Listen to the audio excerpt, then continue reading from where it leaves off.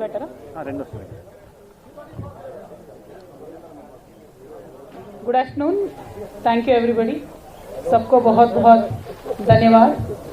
आज भारत जागृति से एक बहुत बढ़िया कार्यक्रम हमने लिया है, उसके बारे में बात करने के लिए, आप सबसे मिलने के लिए हमारे इनविटेशन पे इतने सारे लोग हमारे मीडिया के भाई बहन आए हैं। अब सबका बहुत बहुत धन्यवाद करती हूँ। वुमेन रिजर्वेशन बिल हमारे देश में इसका चर्चा तो काफी दिनों से हो रहा है, लेकिन after 1996 once it was tabled in Rajya Sabha, it could never pass in Lok Sabha. तब से लेके आज तक 27 years के बाद भी हम अभी सिर्फ चर्चा ही कर रहे हैं।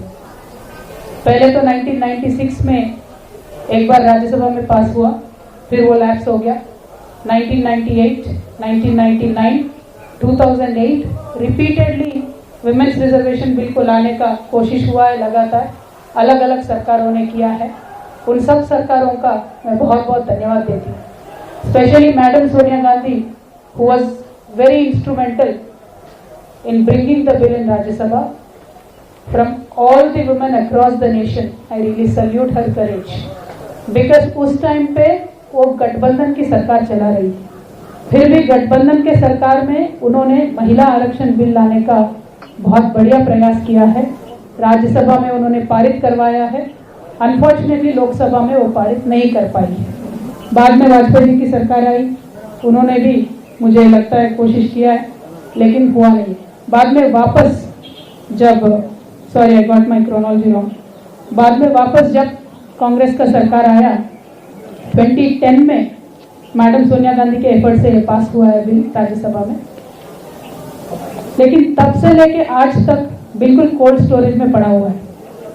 2014 में जब नरेंद्र मोदी जी 2013 में कैंपेन कर रहे थे, उन्होंने पूरा देश के महिलाओं से वादा किया है और बकायदा भारतीय जनता पार्टी के मैनिफेस्टो में भी उन्होंने लगाया कि हम महिला आरक्षण बिल लाएंगे 2014 में।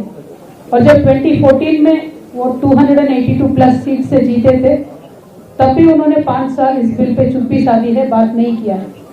वापस 2018 में इलेक्शन कैंपेन के टाइम पे उन्होंने वापस वादा किया। 2019 भारतीय जनता पार्टी के मैनिफेस्टो में वापस उन्होंने लगाया कि हम महिला आरक्षण बिल लेके आएंगे, और इस बार देश की जनता ने उनको 303 सीट्स के भारी बहुमत से जिताया है। लेकिन वापस तब से लेके आज तक भारतीय जनता पार्टी के किसी भी नेता ने महिला आरक्षण बिल के बारे में बात नहीं किया है। ये बहुत ही दर्दनाक बात है, क्योंकि जिस तरीके से पूरा आज विश्व डेवलप हो रहा है, जिस तरीके से the world is progressing, only by taking women on the equal footing with main, वो हमारे देश में अनफॉर्चुनेटली हो नहीं पा रहा है। हम आज देश की प्रधानमंत्री जी से, देश की सारे दलों के नेताओं से, खासकर हमारी महिला जो राष्ट्रपति है द्रौपदी मैडम से हम रिक्वेस्ट करते हैं, विनती करते हैं कि आपके पास अभी भी मौका है। भारत सरकार के पास 2 लोकसभा सत्र चलने वाले हैं। इन दोनों लोकसभा सत्रों में कभी भी आपको कन्वीनियंट हो, आप महिला आरक्षण बिल लगाइए और पास करवाइए। हम क्यों अभी रिक्वेस्ट कर रहे हैं? क्योंकि यह गठबंधन का सरकार नहीं है, फुल मेजॉरिटी का सरकार है। 303 सीट्स भारतीय जनता पार्टी के पास है। और ये सरकार का जब आप थोड़ा हिस्ट्री उठा के देख लोगे, तो आधार बिल जब इनको पास करना था, आधार बिल को उन्होंने फाइनेंस बिल डिक्लेयर करके राज्यसभा को बाईपास करके भी उन्होंने पास किया है। तो अगर वो चाहते हैं, मन से चाहते हैं, बीजेपी सरकार चाहती है, तो जरूर महिला आरक्षण बिल पारित करवा सकते हैं और एक हिस्टोरिकल मौका है महिलाओं के पास। तो मेरा विनती यह है, भारतीय जनता पार्टी की सरकार अभी जो है, आप इसमें पार्टी को ना देके, सिर्फ और सिर्फ महिला को देके, सिर्फ और सिर्फ महिला की भागीदारी कैसे बढ़ाना है राजनीतिक व्यवस्था में, उसके बारे में सोचिए। क्योंकि हम ग्लोबल इंडिकेटर्स में अगर आप देखेंगे तो India is 148 out of 193 countries in terms of women representation. Parliament में आज 78 मेंबर्स है आउट ऑफ 543, विच इज 14.4%।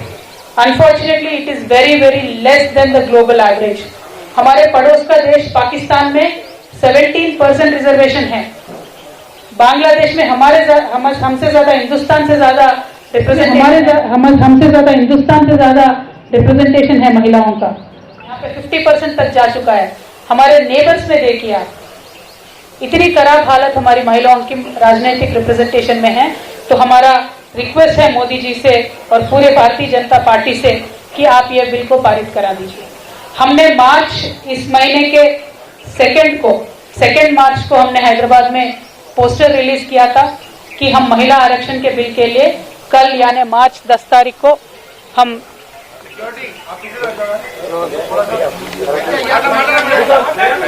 महिला आरक्षण बिल को पारित करने के लिए हमने दिल्ली में हंगर स्ट्राइक करने का डिसीजन लिया था।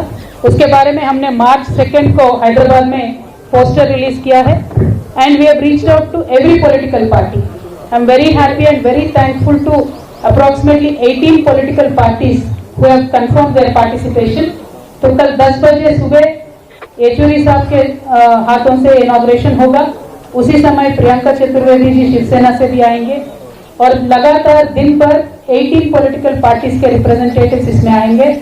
और जिन महिलाओं ने इस बिल को पारित करने के लिए, इस बिल को लाने के लिए हमसे पहले कोशिश किया है, उन सभी महिला नेताओं से भी हमने बात किया है और उनके ब्लेसिंग से ही हमने ये बिल को आगे ले जाने का हमने कोशिश किया है। देखिए, तो हमने 2 मार्च को पोस्टर रिलीज किया और 10 मार्च के दिन हम धरना देने वाले थे। तो हमें एनफोर्समेंट डायरेक्टरेट ने नोटिस दिया और बोले कि आपको 9 मार्च को आना है। तो हमने कहा हमारा कार्यक्रम है, हम 16 मार्च को आएंगे, ऐसा हमारा रिक्वेस्ट था। लेकिन पता नहीं उनको क्या जल्दबाजी है, पता नहीं ये जो इन्वेस्टिगेशन दिल्ली एक्साइज पॉलिसी को लेके चल रही है, इसमें कौन सी आफत आने वाली है अगर हमें 2 दिन का और समय दे देंगे। उन्होंने कहा नहीं, आपको आना ही है। हमने कहा 10 मार्च को हमारा धरना है भाई, तो 11 को आ जाएंगे। तो 11 को बोले। लेकिन इस बीच में जो ईडी का और हमारा कम्युनिकेशन हुआ था, इसका मुझे आप सबसे शेयर करना है। देखिए, जब भी एनफोर्समेंट डायरेक्टरेट और या किसी भी इन्वेस्टिगेटिव एजेंसी एक वुमेन सिटीजन को इंट्रोगेट करना चाहती है, तो एक फंडामेंटल राइट वुमेन का होता है कि वुमेन के घर पे आके इन्वेस्टिगेट करें। और पूरा इसका लॉ में हमें सपोर्ट है वुमेन के लिए। और बहुत सारे कोर्ट केसेस भी हैं जिनमें जजमेंट वुमेन के तरफ आए। तो हमने ईडी को बीच में रिक्वेस्ट किया कि 10 तारीख को बाकायदा, अगर 11 तारीख को आपको इन्वेस्टिगेट करना है, हमारे घर पे आइए। अक्यूज किसी के साथ आपको इंट्रोगेट करवाना है तो उनको भी लेके आइए, घर में बैठ के इन्वेस्टिगेशन कर सकते हैं, क्योंकि लॉ हमें सपोर्ट करती है। उन्होंने कहा नहीं, आपको खुद चल के आना होगा। देखिए, मैं तो पॉलिटिकल लीडर हूँ, लकीली बाय गॉड्स ब्लेसिंग पूरा पार्टी हमारे साथ है, हमारे पास साधन है तो हम पहुंच सकते हैं। लेकिन मैं मीडिया मित्रों से ये पूछना चाहती हूँ, कई आम महिला किसी गांव में है, कुछ इन्वेस्टिगेशन चल रहा है, तो इतना हमने कोविड के दौर में देखा है कि वीडियो कॉन्फ्रेंस से मेडिसिन भी पहुंच सकता है, डायग्नोसिस भी हो सकता है, तो इंटरोगेशन क्यों नहीं हो सकता है वीडियो कॉन्फ्रेंस से। हम जरूर इस मुद्दे को टेकअप करेंगे। हिंदुस्तान में एक रेवोल्यूशनरी स्कीम आना चाहिए। व्हेन पुलिस और एनी डायरेक्टरेट और any agency wants to interrogate women, there should be a facility to be done by a video conference. इसके लिए हम आगे भी जाएंगे, सुप्रीम कोर्ट में हर जगह भी जाएंगे। It is not about me, it is for every common women in this country. I want to take up this issue and we will further take up the issue. Now, when it comes to the original ED summon, we will completely side with them, support with them, because we understand the obligations of the government and the agencies. We will 100% support them.